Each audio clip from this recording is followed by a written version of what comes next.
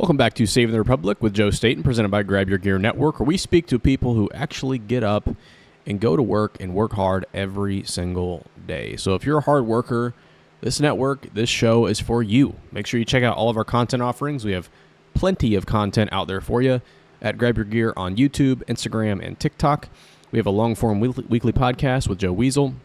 We have this show, Saving the Republic, goes live 3 days a week, Monday, Wednesday, Friday, talking about current events, and news you might not have heard of throughout the week. And we have a plethora of other content coming very soon, including a documentary that you will not want to miss. So again, grab your gear on all socials. Check us out. Now, today's video is going to be about the realignment of the Republican Party and really the reforming, the shifting of the American populace when it comes to politics. What I'm referring to, as many of you know, is Bobby Kennedy's endorsement of President Trump, okay? Big news in itself. Polling at 5 to 10% nationally consistently for over a year now. But today we had another person who has been historically on the left drop out and endorse President Trump. Check it out. Of the 13. It is a privilege to be here with all of you, my brothers and sisters in uniform, especially on this day of all days. I had the privilege of joining President Trump this morning at Arlington Cemetery, where he joined two Gold Star families and loved ones of Staff Sergeant Hoover and Sergeant G, both of whom were two of the 13 killed in the Abbey Gate attack 3 years ago today in Kabul.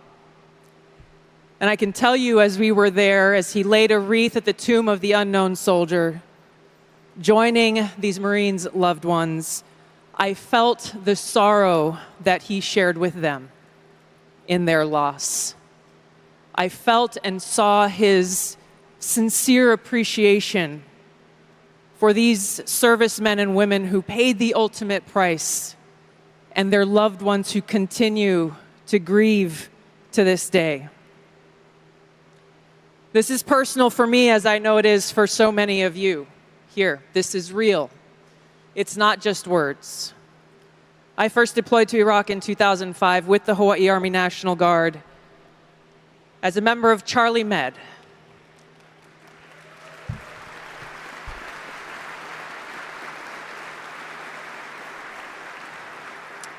As those of you who were deployed during that time know, it was the height of the war, and sadly, we took many casualties. And every day we were confronted with that high human cost of war and that sadness as we boarded the plane when we left that we were leaving some of our brothers and sisters behind, only to lose others when we got home to suicide. So I mean what I say when I share with you that I know that President Trump understands the grave responsibility that a president and commander-in-chief bears for every single one of our lives. Whether you're a soldier, you're an airman, a Marine, sailor, or a coastie, he keeps us in his heart in the decisions that he makes. We saw this through his first term in the presidency, when he not only didn't start any new wars, he took action to de-escalate and prevent wars. He exercised the courage that we expect from our commander-in-chief in exhausting all measures of diplomacy, having the courage to meet with adversaries, dictators, allies, and partners alike in the pursuit of peace, seeing war as a last resort. The truth is, as we head towards our decision as a country in November, the same cannot be said about Kamala Harris.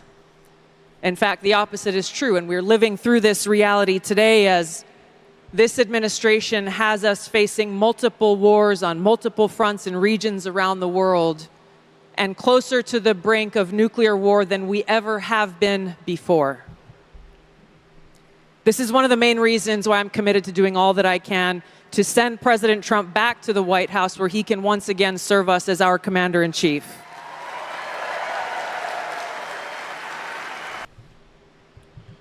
So, powerful stuff there from Tulsi Gabbard. You know, it's a little bit of a longer clip, but I didn't want to interrupt, I just want to kind of let you guys hear her speech there. And Tulsi Gabbard is a really good example of what I would call classical liberalism, right? The Bobby Kennedy types, where it's free speech, it's staying out of wars, it's freedom. Tulsi Gabbard is pretty left when it comes to abortion. So is Bobby Kennedy. In some ways, climate-wise, they are on the left. But you know what? As Bobby Kennedy said, the existential threats tie us together. The existential ideas that come into play. Wednesday, we're going to be having a special go live with Jack Windsor, host of 98.9, The Windsor Report. We're going to be going over Kamala Harris's real track record, her failure as a vice president, her failure as a candidate to acknowledge her own policy positions and issue statements changing her positions, because, quite frankly, she has not done that. She ran for president on the idea of decriminalizing illegal border crossings. She ran for president on the idea of eliminating private health insurance. She ran on the idea for president on Medicare for all. She ran for president on the idea of a mandatory buyback for assault-style weapons. Mind you, an assault-style weapon is simply whatever they want to define it to be. So, guess what? Kamala Harris says, you know what? No, we're going to take your gun. We're going to mandate that we buy it back from you. So basically, we'll give you a little bit of cash, but we get to take your gun. No, that's her track record. That's who she is as a candidate. She has yet to denounce these positions. And so we see Tulsi Gabbard, a Democrat of over 20 years, coming out and endorsing the president. Bobby Kennedy endorsing the president. And interestingly, Bobby Kennedy said there will be a series of announcements where President Trump will be bringing on former Democrats on the campaign trail. You want my opinion? I think President Trump should be bringing Tulsi Gabbard. I think President Trump should be bringing Bobby Kennedy Jr. to just about every single rally, okay? And you know what? Don't tie their hands. Let them talk about what they want to talk about. Let them talk about their policy focus. Let Tulsi Gabbard talk about staying out of wars. Let her talk about the military. Let Bobby Kennedy talk about our health epidemic. Let him talk about chronic disease. Let him talk about pesticides. Give them their areas of expertise, because guess what? Us in the Unity Party now, we support these ideas. We are willing to lock arms and agree on the things we agree on and have civil, respectful disagreements on the other issues, because it's not worth painting each other as the spawn of Satan. It's just not worth doing that. Okay? So, Tulsi Gabbard endorses Trump. I saw today as well. President Trump was at Arlington Cemetery for the commemoration, the sad commemoration, to honor the 13 fallen soldiers from the Afghanistan withdrawal. Okay? President Trump, right here, you can see the families of the 13 soldiers did not invite Biden or Harris to the ceremony. They only invited President Trump. Check this out. So let me get this straight. We have the former president who is taking strides to show up and basically be the real president, basically be a leader, to show up for this horrible, sad thing. The president who caused the withdrawal, Joe Biden, is nowhere to be found. He's on the beach in Delaware. Kamala Harris, the anointed candidate, right? No election, is hiding away. She's still not doing any press interviews. She's doing nothing, And I saw today as well. I saw this. Kamala Harris is now apparently wanting to have a sit-down debate with notes and an opening statement. I mean, she wants to literally be on script for the whole campaign, because she understands if Americans find out if they witness her personality, if they witness her policy positions, She's not a moderate. I'm sorry. And to anybody watching this video who disagrees with that, if you think Kamala Harris is a moderate candidate, explain to me. Show me where she has changed her position. Because guess what? To this point, she has hidden away from the American people during this campaign. To be honest with you, I think it is a disgrace.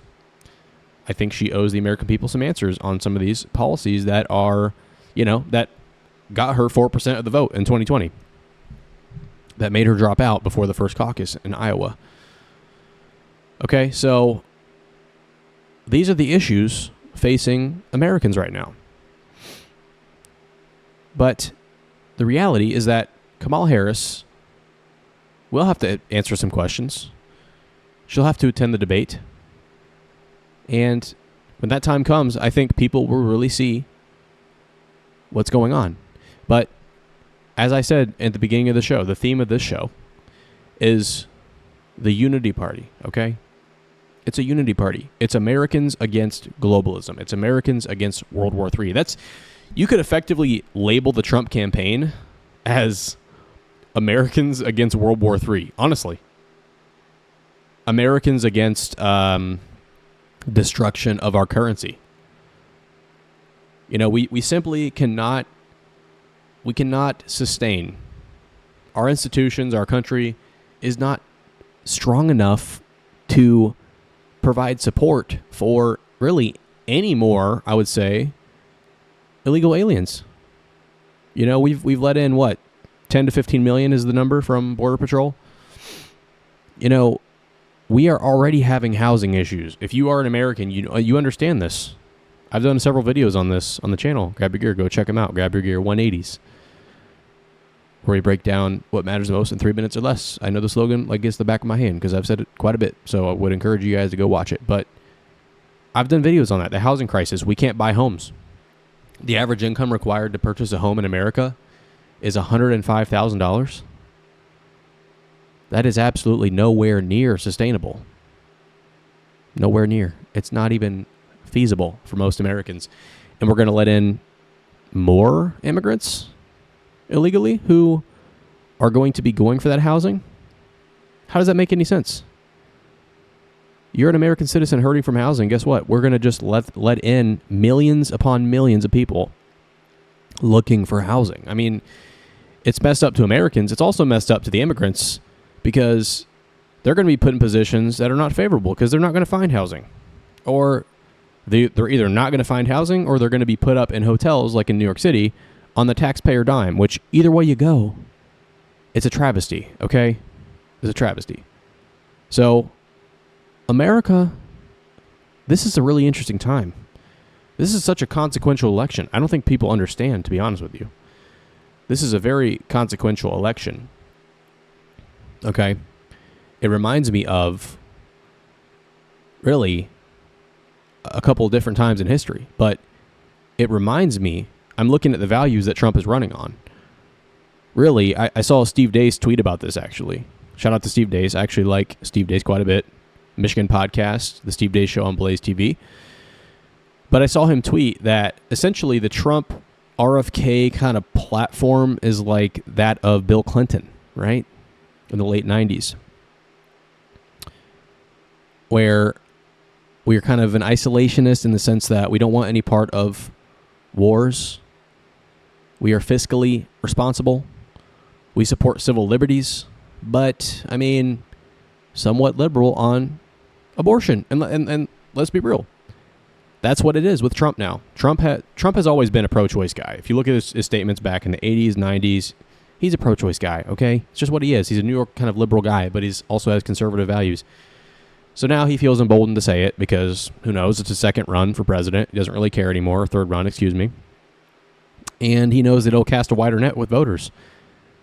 But, this is the platform of the old Democrat Party. It is. Other than a few key issues that Republicans have always fought for. But it's a really interesting thing to witness, the shift, just how much our politics have shifted. Arguably, if the Trump of 2024 ran, I think in the past, If you went back 25 years, this Donald Trump would probably be a Democrat. Let's be honest. He probably would be. As a Trump voter, as a Republican, conservative, I'm okay with that because we've gone so far. The left has gone so far that it's hard to recognize some of the ideas they're pushing for. And this is something that you're going to see in my show. If you guys watch Saving the Republic, if you follow me on social media at Real Joe Staten on X, go check me out. You will see that my focus is exploring the connection between morality and government and politics and worldview. You know, we all have a worldview. And the problem with the left is that there's no limit. If you guys have ever studied objective morality versus relativism, you'll understand what I'm talking about. But the left really does not have a limit when it comes to morality. They don't really have a stopping point, right? You know, what is your argument as to why it is wrong? This is what I'm asking the left, hypothetically, to show this example. What is your argument against, for example, people who are attracted to underage children? They will say, well, that's wrong, of course. Human rights, we can't let kids, whatever. But why? Really, like, why, though? The right, what the right has, what conservatism has behind it, is an objective morality, observed, not created by men, but observed by men. And that of the Bible, that says, this is wrong, this is why it's wrong. And something that fascinates me about, really, the Christian faith and its connection to the world is how God makes it evident in every part of our lives. You know, the natural world is a testament to the truth of God's word. It really is. When you look at even things like STIs, you know, the fact that promiscuity can earn you, can cause you to gain these kinds of diseases. It testifies to the truth of God's word. The world will reveal to you the reality of God's existence. But that's why us on the right, that's why us conservatives have the conviction we have. That's why we believe so strongly what we believe, because we have the rock. We have the foundation. The left, what do they have? There's no limit. You're just resisting. Resist. What is the worldview? What is the morality underlying your worldview? It doesn't exist. It does not exist. It's a naturalist, materialist worldview, which is void of any consistency, okay? So I'm going to end the show on that note. I could keep talking about that for a long time. But yeah, let me know what you guys think about this, about the Unity Party, about the reshaping of the American political climate, of the American political structure, okay? What do you think about this? Are you a Tulsi Gabbard fan? Are you an RFK fan? Let us know. I try to respond to everybody I can in the comments below. Be sure you subscribe to Grab Your Gear on YouTube, TikTok, and Instagram. Make sure you like the video. And thank you so much for watching. I will see you next episode.